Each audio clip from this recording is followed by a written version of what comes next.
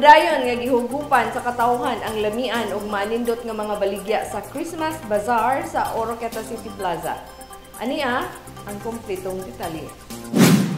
Excited ang katawhan matag adlaw nga mosuroy sa Oroqueta City Plaza aron mo bisita sa giablihan sa Dakbayan nga Christmas Bazaar nga atoa gipahimutang sa City Plaza.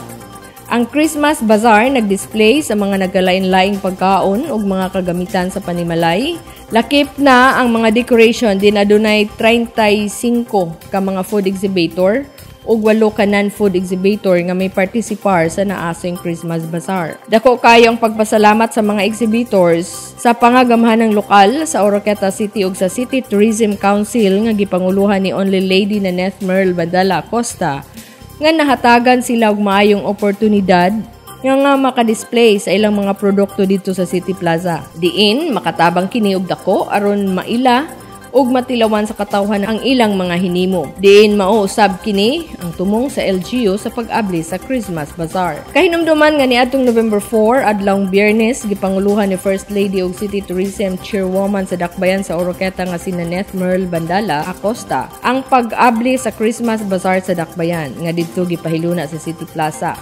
Sa mensahe ni Chairwoman sa City Tourism Council nga si Naneth Merle Bandala Acosta nga nasayo ang pag-abli sa Christmas Bazaar aron mahatagan og taas-taas nga panahon ang mga food and non-food exhibitors nga ipatilaw ang ilang mga produkto labaw sa tanan ma-enjoy sa tanan ang pagpamalit sa unsa man ang nakadisplay sa Christmas Bazaar.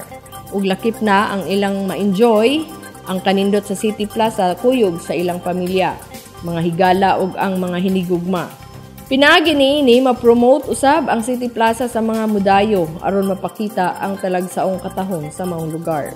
Gusto na itong i-promote na ito ang City Plaza is an avenue for healthy and wholesome place. No? Dili lang siya usa ka tourist destination, kundi usa po siya ka family destination. Mamanay gusto na itong ipaabot sa ato ang mga katawan sa Oroqueta. Ang City Plaza is not only for lovers, but most especially, it is for families. Dili nato makita na daghan na ang mudayo sa itong City Plaza nga pamilya, na yung mga bata, mga barkada, mga magsuon, or mga silingan, no? Wholesome nga avenue, wholesome nga place na dili sila makasuroy-suroy. Mo man gani, mapod na ang gusto sa atong halangdong gobernador nga ang misa mismo o ang pamilya nga taga Oroqueta magpuyo nga malinawon, malapuon o malipayon. Apan hangyo ni Naneth sa katawhan nga ampingan usab ang City Plaza kay ang pag-amping sa usa ka lugar nagpakita usab kini sa usa ka pamaagi nga atong gitabangan ang Dakbayan. Tungod kay kini nga kalihukan gimugna sa pangagamhanang lokal nga gipanguluhan ni Oroqueta City Mayor Lemuel Merrick M. Acosta. Samtang gipasalamatan ni Oroqueta City Vice Mayor Aurora Virginia Almonte si Mayor Acosta uban sa Tourism Chairwoman ug ang iyang asawa nga si Naneth nga napadayon ang pag-abli sa Christmas Bazaar isip usa sa highlight sa mga activities sa Dakbayan para sa kasaulugan sa Kapaskuhan. Kami nga mga konsihalis sa SP, dakong ko kay nagsuporta ni Mayor. Nagdahin yung pundo ang atong Mayor para sa atong mga pinalangga ng mga exhibitors.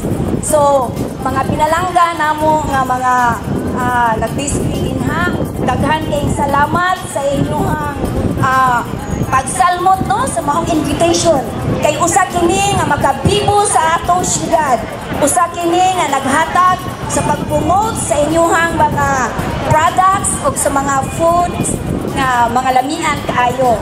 So mga kaigsunan ko, ato silang pakpakan o i-congratulate kay bisan dalain ng panahon naka-display gihapon sila dihang dapita. So akong auhagon, kitang tanan dinhi manuroy ta diri sa plaza. Atong i-invite ang atong mga family, friends, o sa tanan natong mga higala sa atong sikbit nga dapit para nga ato ang mga katawhan o atong mga igsoon na nag-display, mahalinan sila kay kana mo atong ikatabang nila kay sila pod makatabang kanato. Sa pag-abli sa Christmas Bazaar, mitambong usab si City Councilor Eileen Manunog Taladwa, City Councilor Josibel Maghinay, City Councilor Noel Undag, ug ang mga head of offices sa LGU Oroqueta sama nila City Social Welfare and Development Office kon CSWDO Leti Habla, Budget Officer June Blasco, Human Resource Management Officer Erma Bation, Hepe sa Oroqueta City Police Station, Police Major Roland Dunor ug mga empleyado sa LGU Oroqueta.